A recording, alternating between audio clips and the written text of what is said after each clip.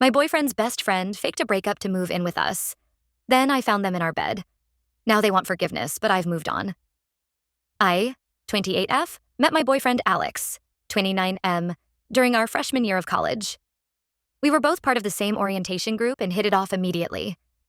Alex was this laid-back, funny guy who could always make me laugh, even during the stress of those first few weeks away from home. We started dating about 3 months into our first semester. Alex had a close friend from high school named Barbara, 28F, who was also attending our college. I remember feeling a bit intimidated by her at first.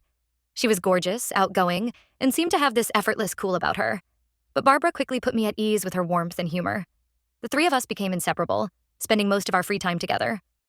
Barbara and I bonded over our shared love of true crime podcasts and reality TV shows.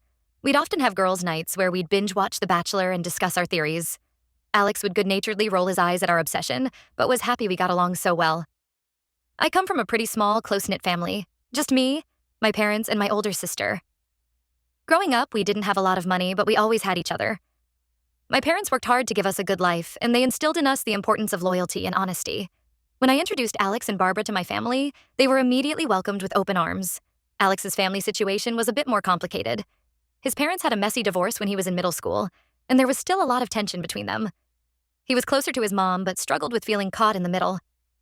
I think that's part of why he valued his friendship with Barbara so much. Her family had been a second home to him during those tough years. Barbara came from a wealthy background with parents who traveled a lot for work.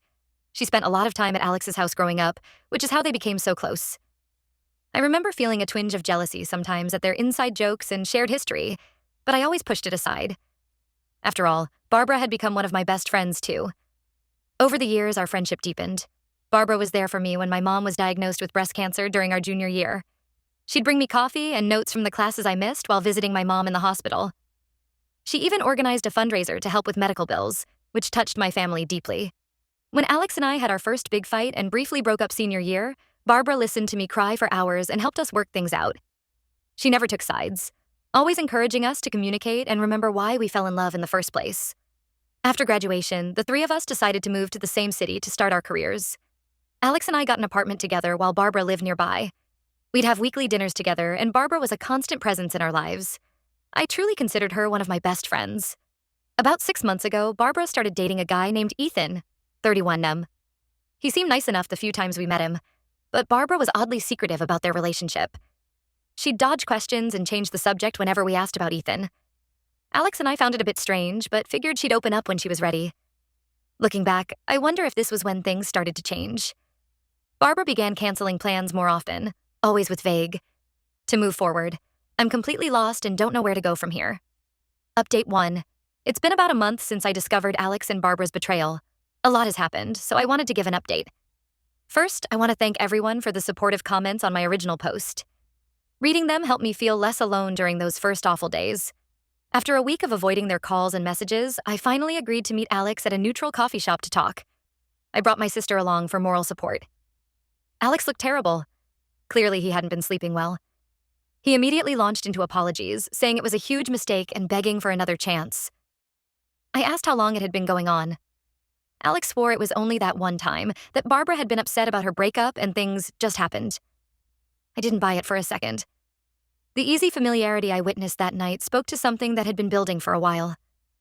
I told Alex I wanted the full truth, or I was walking away for good. He broke down and admitted they'd been having an emotional affair for months. It turned physical about 2 weeks before I caught them. The whole Ethan breakup story was a lie so Barbara could move in with us. Hearing the extent of their deception made me physically ill. I got up and left without another word, ignoring Alex's pleas to stay and talk more. A few days later, I met with Barbara. She tried to apologize, but I cut her off. I told her our friendship was over and I never wanted to see or speak to her again. She started crying, saying she never meant to hurt me. I just laughed bitterly and walked away. I've spent the last few weeks slowly putting my life back together. I found a small studio apartment and moved the rest of my things out while Alex was at work. I left my key and a note saying I'd have my lawyer contact him about breaking the lease. Going through our shared possessions was torture. Every photo, every little memento held memories that were now tainted. I found the friendship bracelets we made during that beach trip last summer. I ended up burning them in a small ceremony of letting go. I've thrown myself into work, picking up extra projects to keep busy. My boss has been understanding, giving me flexibility to deal with everything. My sister and a few close friends have been amazing, checking in on me and making sure I eat. The hardest part has been the loneliness. Alex and Barbara were such huge parts of my life for so long. I keep catching myself wanting to text Barbara about some silly thing that happened at work, or cuddle up with Alex after a long day. Then I remember, and the pain hits all over again. I've started seeing a therapist to work through everything. It's helping, but I know healing will be a long process. I'm trying to focus on rediscovering who I am outside of that relationship. I've joined a local book club and signed up for a pottery class. Things I've always wanted to try but never made time for before. Alex is still trying to contact me, sending long emails about how sorry he is and how much he misses me. I haven't responded. Barbara seems to have finally gotten the message and stopped reaching out. Last week, I ran into Barbara's mom at the grocery store. It was incredibly awkward. She didn't seem to know what had happened and kept asking when we were all getting together again. I mumbled some excuse and quickly left, fighting back tears the whole way home. I'm taking things one day at a time.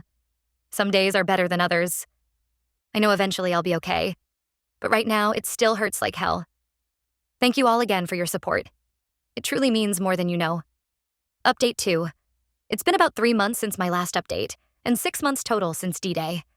I wanted to give one final update on the situation. The past few months have been a roller coaster of emotions, but I'm finally starting to feel like myself again. The therapy has been incredibly helpful in processing everything and working through my trust issues. I've settled into my new apartment and I'm actually enjoying having my own space. I've redecorated in a style that's purely me, without having to compromise with anyone else's tastes. It's become a peaceful sanctuary. Work has been going well.